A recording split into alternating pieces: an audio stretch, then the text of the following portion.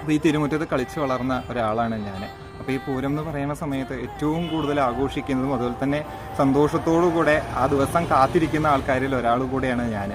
ഈ 21 ദിവസവും നമുക്ക് എന്നും ഇപ്പോഴാണ് കുറേയൊക്കെ കാലങ്ങളായിട്ട് എന്നും വിശേഷാൽ പരിപാടികളൊക്കെ നമുക്കിവിടെ കാണാൻ സാധിക്കുന്നത്. ആദ്യമായിട്ട് ഒരു നാടകം കാണുന്നതും അതുപോലെ തന്നെ ഒരു ബാലെ കാണുന്ന ഒരു ഗാനമേളയ്ക്ക് ചുവട് വെക്കുന്നതും ഒക്കെ ശരിക്കും പറഞ്ഞാൽ ഈ തിരുമുറ്റത്ത് തന്നെയാണ്.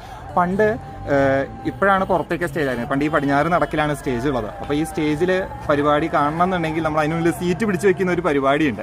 അപ്പോൾ ആദ്യം എന്ത് ചെയ്യുമെന്ന് വെച്ചാൽ വല്യമാരെല്ലാവരും കൂടെ സാരിയും അതുപോലെ തന്നെ നമ്മുടെ ഈ പായയൊക്കെ കൊണ്ടുപോയിട്ട് ആ നിലപാട് തറയുടെ സൈഡിൽ നമ്മൾ വിരിച്ചു വെക്കും. എന്നിട്ട് നമ്മൾ സ്ഥലം ഉറപ്പിച്ച് വെക്കും, ഇത് ഞങ്ങളുടെ സ്ഥലമാണ്. എന്നിട്ട് ആ സ്ഥലത്തിലേക്ക് ഈ കടലയൊക്കെ വാങ്ങിച്ച് അവിടെ പോയിരുന്ന് കാണുന്ന. പണ്ടത്തെ കാലത്ത് 10 മണിക്കൊക്കെയാണ് പരിപാടികൾ തുടങ്ങിയിട്ടുണ്ടായിരുന്നത്. തായമ്പക കഴിഞ്ഞ് അത് കഴിഞ്ഞിട്ടാണ് അന്ന് ഈ പരിപാടികൾ നാടകമായിക്കോട്ടെ ഗാനമേള ആയിക്കോട്ടെ. അപ്പോൾ അത് തീരാനുള്ള സമയം എന്ന് പറയുന്നത് 12 മണിയൊക്കെയാണ്. അത് കഴിഞ്ഞ് കൂത്തുമാടം കുട്ടി കയറി അതൊക്കെ കണ്ടിട്ടാണ് തിരിച്ച് വീട്ടിലേക്ക് വരിക. അപ്പോൾ ഈ 21 ദിവസവും യഥാർത്ഥത്തിൽ ഉറക്കമില്ലാത്ത അല്ലെങ്കിൽ ഇതെല്ലാം കാണാൻ വേണ്ടിയിട്ടുള്ള ഒരു കൗതുകമുള്ള ഒരു കുട്ടിയെ പോലെ യഥാർത്ഥത്തിൽ നമ്മൾ നടക്കാറുണ്ട്. ഇപ്പോഴും അതേ അവസ്ഥ തന്നെയാണ്. ഓരോരോ ദിവസവും പുതിയ പുതിയ പുതിയ കാഴ്ചകളും പുതിയ കാര്യങ്ങൾ കാണുന്ന സമയത്ത് അന്നത്തെ ആ ഒരു 8 വയസ്സുകാരൻ ബാലനെ പോലെ തന്നെയാണ് ഇന്നും എന്ത് ചെയ്യണത്, കണ്ടുകൊണ്ട് നടക്കണം. ഈ ചെറിയ കുട്ടിയുടെ കാര്യം പറഞ്ഞപ്പോഴാണ് ഞാൻ അവിടെ നിന്ന് വരുന്ന സമയത്ത് ഒരു കുട്ടി നമ്മുടെ കൈ പിടിച്ചിട്ട് വരികയാണ്, എനിക്ക് ഓട്ടോറിക്ഷ വേണേന്ന് പറഞ്ഞ് നിലവിളിച്ചിട്ട് വരികയാണ്. അപ്പം ഞാനും ഇങ്ങനെ ആലോചിക്കുകയായിരുന്നു, ഈ 21 ദിവസവും എൻ്റെ അമ്മയുടെ അച്ഛനെയും കൈ പിടിച്ച് ഞാൻ ഈ കാവിലേക്ക് പോകുന്ന സമയത്ത് ഞാനും സ്വാഭാവികമായിട്ടും ഇതേപോലെ എനിക്ക് ബലൂണ് വേണേ,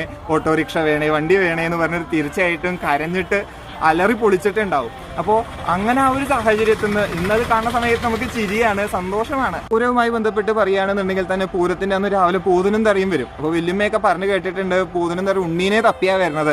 അപ്പോൾ എന്നെ വീട്ടിൽ ഉണ്ണിക്കുട്ടാന്നാണ് വിളിച്ചിട്ടുണ്ടായിരുന്നത്. അപ്പോൾ ഉണ്ണീനെ തപ്പിയാണ് വരുന്നത് പറഞ്ഞപ്പോൾ എന്നെ തപ്പിയാണോ വരുന്നത് നന്വേഷിച്ചപ്പോൾ ഈ പൂതൻ്റെ കയ്യിലൊരു വടിയും അതുപോലെ ഒരു വട്ടത്തിലുള്ള സാധനമുണ്ട്. അപ്പോൾ അതിൽ തട്ടിയിട്ട് നമ്മൾ വിളിക്കുന്ന സമയത്ത് ഞാൻ വേഗം വീട്ടിന് ഉള്ളിൽ പോയി ഒളിഞ്ഞിരിക്കും. ഭഗവാൻ ഇനി എന്നെ വിളിച്ചിട്ട് പോയാലോ, പൂരം കാണാൻ പറ്റില്ലല്ലോ. അപ്പോൾ അതൊക്കെ വലിയ ഓർമ്മകളാണ്. അപ്പോൾ ഇത്തരം ഓർമ്മകളെല്ലാം ചേർത്താണ് നമ്മൾ എന്ത് ചെയ്യുന്നത് എന്നിരിക്കുന്നത്.